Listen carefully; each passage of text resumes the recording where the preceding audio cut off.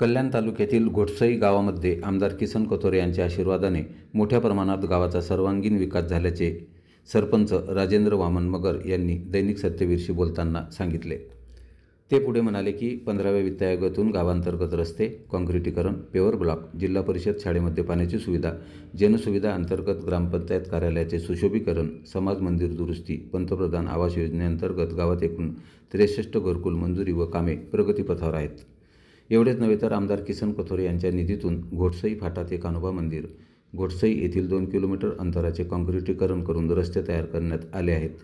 गावात 17 लाख रुपयांचा सभामंडप, पेवर ब्लॉकचे रस्ते तयार करण्यात आले आहेत।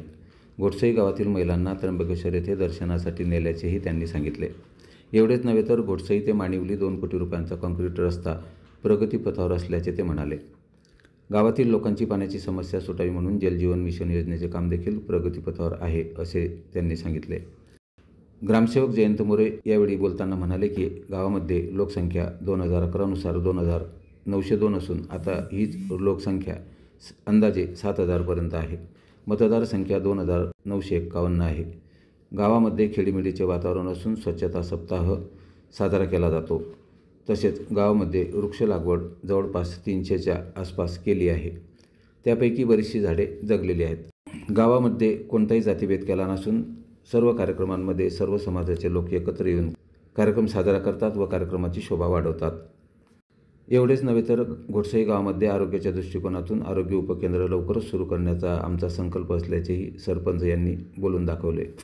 यावेळी उपसरपंच रोशनी मनोज धुमाळ, संतोष किसन धुमाळ, सुयोग मगर, वनिता मगर, सविता मगर, दया मगर, जागृती गायकवाड व मनोज पवार आदी उपस्थित होते।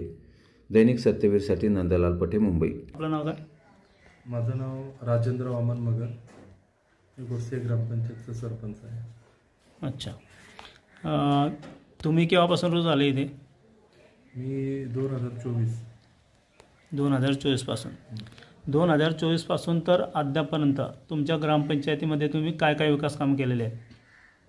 आत्तापर्यंत माझ्या ग्रामपंचायतमध्ये मी 15 वित्त आयोगातून रस्ते काँक्रीट, तसेच पेवर ब्लॉक, तसेच स्वच्छता अभियानसुद्धा राबवण्यात आलेले आहे। तसेच गावातील सुशोभीकरणाचे कामं, तसेच गावात दिवाबत्तीची सोय, असे विविध प्रकारची कामं 15 वित्त आयोगातून आपण केलेली आहेत।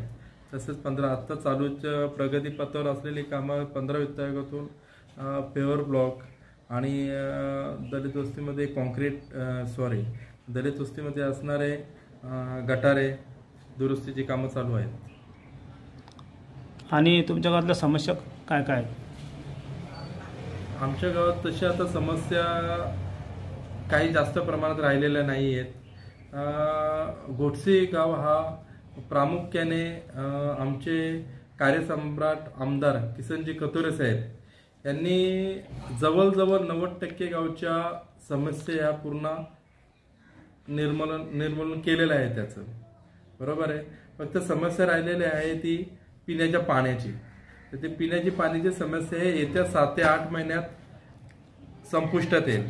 कारण जलजीवन सारखा प्रकल्प घोटसई गावामध्ये चालू आहे, ते पण 90% काम प्रगतीपथावर आहे। त्याच्यामुळे ती समस्या थोड्या दिवसात संपुष्टात येईल।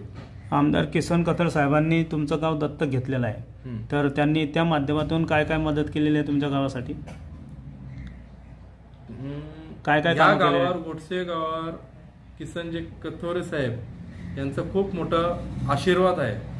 कारण की जे आज घोटसई गाव तुम्हाला चांगल्या पद्धतीने दिसतोय त्याचे श्रेय फक्त आमदार किसन कथोरे साहेबांचाच आहे।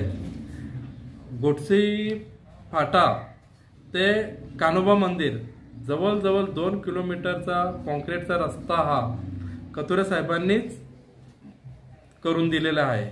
त्यांच्या निधीमधूनच हा निर्माण झालेला आहे आणि त्या रस्त्यामुळे गावाची शोभा वाढून आलेली आहे।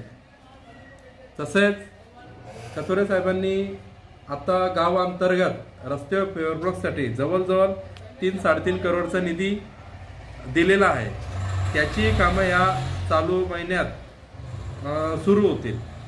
तसेच साहेबांची एक संकल्पना नेहमीच असते की गावातील गल्लोनी गल्ली ही खड्डेमुक्ते असावी, त्यासाठी साहेबांनी प्रत्येक गल्लोगल्लीमध्ये पेवर ब्लॉक बसवण्याचा कार्यक्रम हाती घेतलेला आहे आणि तेही जवळजवळ 70% पूर्ण झालेलं आहे. भाऊसाहेब, आपल्या ग्रामपंचायतची लोकसंख्या किती आहे? नमस्कार. माझ्या ग्रामपंचायतची लोकसंख्या 2902 असून मतदारसंख्या 2907. बरं, वृक्ष लागवड वगैरे केली आहेत का आपण? माझ्या ग्रामपंचायतला 300 वृक्ष लागवड केली. त्यापैकी आता म्हणजे रोडच्या कडेला एकदम सुशोभित 50 वृक्ष आता आजच्या स्थितीला जिवंत आहेत. बाकीचे वृक्ष आपल्या वनव्यानी मर पडले. आणि शाळा वगैरे कितीपर्यंत येते? माझ्याकडे जिल्हा परिषदेची शाळा एक आहे, त्यानंतर माध्यमिक शाळा आहे. जिल्हा परिषदला 1 ते 7 पर्यंत वर्ग आहे.